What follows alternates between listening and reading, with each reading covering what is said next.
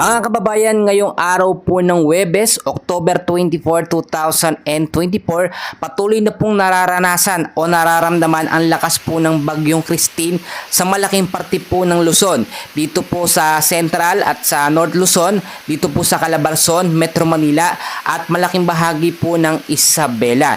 Naglandfall na po ito sa ating Philippine landmass ngayong araw po ng Huwebes. Pero bago ho natin alamin ang direksyon at track po nitong si Bagyong Christine, huwag niyo pong kalimutan muna na i-like at i-subscribe ang ating YouTube channel. And syempre, huwag niyo kakalimutan na i-hit ang notification bell para ma-notify ko po kayo sa mga susunod po natin na latest weather update.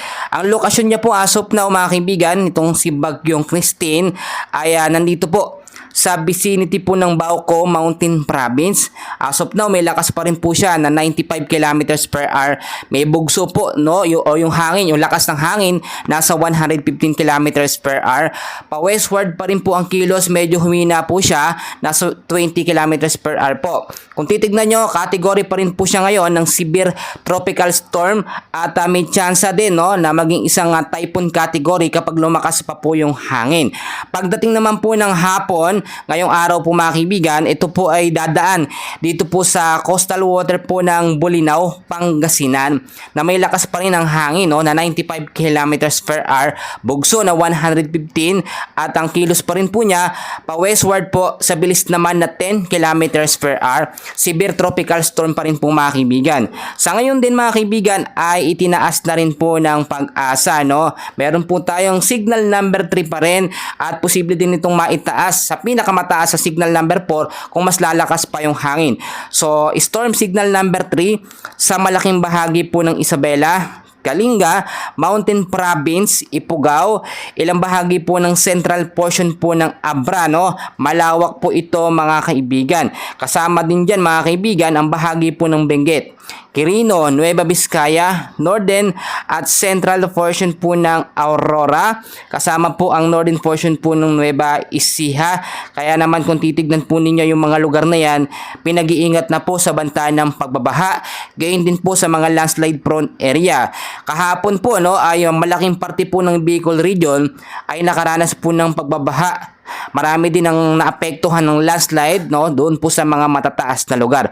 Kapag meron po tayong ganitong klaseng bagyo na minomonitor at binabantayan, mas maganda na lumikas na po, no, yung malalapit po sa mga landslide prone area at yung mga lugar po na malalapit sa mga ilog, no, o sa mga dagat, yung mga bahain po, yung mga mabababang lugar. Mas maganda makipag-ugnayan tayo sa ating LGU kung may safe ba tayo na lugar na pwedeng pagpuntahan or pag-stayin muna, no. Nakataas din ang storm wind signal number 2 mga kaibigan sa malaking parte pa rin ng Luzon ngayong araw. Dito po sa Ilocos Norte, the rest po ng Ilocos Sur, Apayao, the rest ng Abra, Cagayan, kasama na rin po dyan ang Babuyan Islands, ilang bahagi po ng Aurora, the rest po ng Nueva Ecija, Bulacan, Tarlac, Pampanga, Zambales, Bataan, Metro Manila, Cavite, Laguna, Rizal, Quezon, kasama po ang Polillo Islands, Camarines Norte, Camarines Sur, at ilang bahagi po ng Catanduanes. Ito po itatagal mga kaibigan ng 24 oras na may lakas pong hangin na 62 to 88 kilometers per hour. Signal number 2 yun mga kaibigan.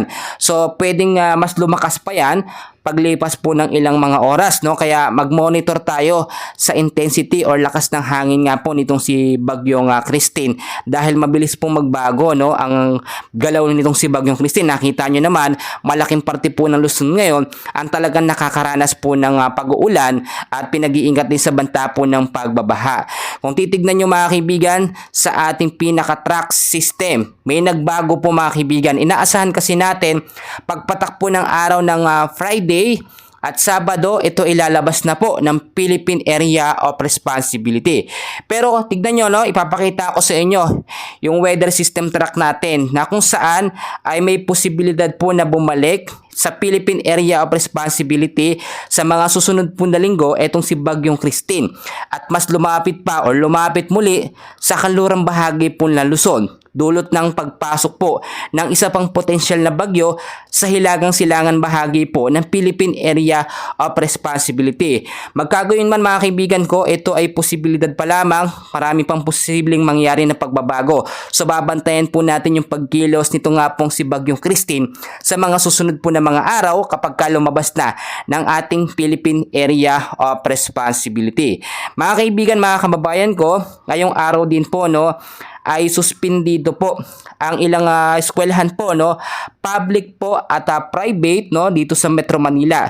Makinig po tayo. Siyempre, alam naman natin kapag meron tayong storm wind signal number 1, 2 and 3, automatic po yung walang pasok. Kapag meron ding heavy rainfall warning, wala rin pong pasok mga kaibigan, para safe po yung ating mga anak o yung ating pamilya paglalabas ng bahay. Siyempre, hindi po talaga inaalaw yan, automatic po yan na wala po tayong pasok. Pero alamin natin, ibibigay ko sa inyo yung mga lugar na apektado. So sa Marikina, wala pong pasok dyan.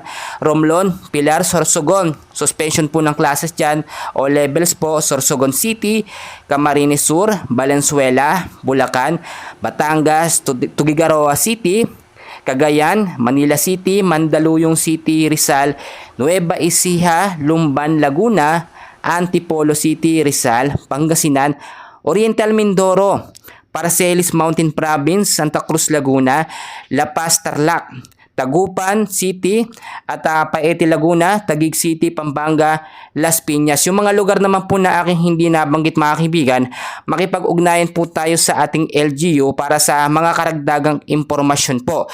Pero as of now, majority po na apektado dito nga po sa may malaking bahagi ng Luzon dahil hindi po talaga nakaligtas ang malaking parte ng Luzon dito po sa lakas ng bagyo. Sa bagyong sinasakop po o lugar na sinasakop, ito nga pong si Bagyong Christine. So majority sa Luzon area, wala pong pasok mga kaibigan dahil hindi pa naman talaga actually ito nakakalabas yung bagyo. Ngayon pa lamang po nag-start yan at pagdating ng Friday, unti-unti lalabas po ito ng ating Philippine Area of Responsibility. Ngayon din mga kaibigan, ay na rin sa ating nakuhang pinaka-latest update. Galing na rin po sa Pag-asa. Meron din po tayong mga nakataas ngayon na heavy rainfall warning. Pinag-iingat din na posibleng tumagal po ng 2 hanggang 3 oras ang malalakas na pag-ulan dito po sa lugar po ng Pangasinan, Benguet, Ifugao, Mountain Province, Nueva Vizcaya, Ilocos Sur, Abra. Tatagal po yan, posible 2 oras hanggang 3 oras, pero posibleng magbago mga kaibigan, posibleng mas humina or hindi ito mangyari. Basta mas maganda, nagbigay tayo ng heavy rainfall warning, maging alerto po tayo. Kapag ganitong may banta ng bagyo, huwag na tayo labas ng labas. Tulad ng aking sinasabi, meron po akong mga paalala para mas safe po tayo sa lagay ng panahon. Kasi ngayon mga kaibigan, hindi lamang po parte ng Luzon ang apektado. Ilang parte po ng Visayas area, may nagtatanong sa atin, sa Mindanao ba, apektado din daw po ba itong si Bagyong Christine? Kung titignan po ninyo sa ating weather system track, hindi po tinatamaan o hindi po apektado ng direkta ito pong Mindanao area. Pero yung track po or yung extension po ng kaulapan or hangin, ito nga pong si Bagyong Christine, ay nakakaapekto rin po sa ilang bahagi ng Mindanao at Visayas area. So ngayon, nakakaranas ng medyo masungit na panahon pa rin ng Mindanao area, pero asahan pa rin natin ang mahina hanggang sa posibleng malawakang pag-uulan pagdating po sa hapon at sa gabi dahil po sa track at extension or trap nitong Bagyong Christine na nasa loob pa rin ng ating Philippine Area of Responsibility. So hindi tayo pwedeng maging kampante dahil by next week, ito ay posibleng mag-recurve or bumalik dito sa ating Philippine Area of Responsibility. So yan po yung ating susunod na i-monitor kasi nakakabahala po yan mga kaibigan. Bibihira po kasi yung bagyo na lumabas na sa Philippine Area of Responsibility natin tapos bigla pang babalik. Medyo delikado at nakakapangamba ngayon mga kaibigan. Ang laki na po ng pinsala na idinulot nga po nitong si Bagyong Christine, especially sa malaking bahagi po ng Bicol region. Talagang binaha po, nagkaroon po ng lahar, nagkaroon po ng landslide. Kaya nga po ang ginagawa natin ngayon as soon as possible nag-update po tayo ng mga advanced weather forecast, yung mga forecast natin na nanggagaling po sa Japan Meteorological Agency. Sad to say po, minsan kasi yung update sa Pag-asa medyo late po ng kaunti, kaya mas maganda na nakakapag-update tayo ng mas maaga para nakakapaghanda po ang ating mga kababayan. Hindi ko naman po pananakot yung ganitong klaseng update, ito po yung paghahanda sa atin na maging alerto tayo kaagad sa paparating po na sama ng panahon, hindi yung kailan ng dyan na saka po tayo mag-aasikaso. Kasi kung naagapan po na maaga sa Bicol region na sabihan na lumigas na, hindi po sila matatrack po doon o matatrap no, sa mga lugar nila. Yung mga rescuer natin kinukulang po dahil talagang marami pong natrap sa baha po mga kaibigan. Ngayon po eto sinasabi ko sa inyo, number 1, manatili po tayong informed sa lagay ng panahon. Alamin natin yung mga direksyon or lakas itong si Bagyong Christine para alam po natin no, kung anong intensity or kung anong signal number meron tayo sa ating pong mga lugar. Pangalawa, secure po natin ang ating mga ari-arian. Yung mga lugar po ngayon na hindi pa nakakaranas ng pagbabaha dahil nga po officially naglandfall na sa malaking parte ng Luzon, ito nga po si Bagyong Christine, ayos na natin no, or i-check natin yung ating mga ari-arian, mga kagamitan at para po safe ito sa pagbaha or mga tubig. Mag-imbak din po tayo ng supply ng ating pagkain. Marami nagsasabi no, yung iba nga daw po walang kinakain. So kung ano lang po yung meron at kaya ng ating bulsa, ayun po yung i-stock natin mga kaibigan. Kahit mga noodles, dilata, malaking bagay po yun para hindi na tayo lalabas dahil delikado po sa labas kapag ganitong may bagyo.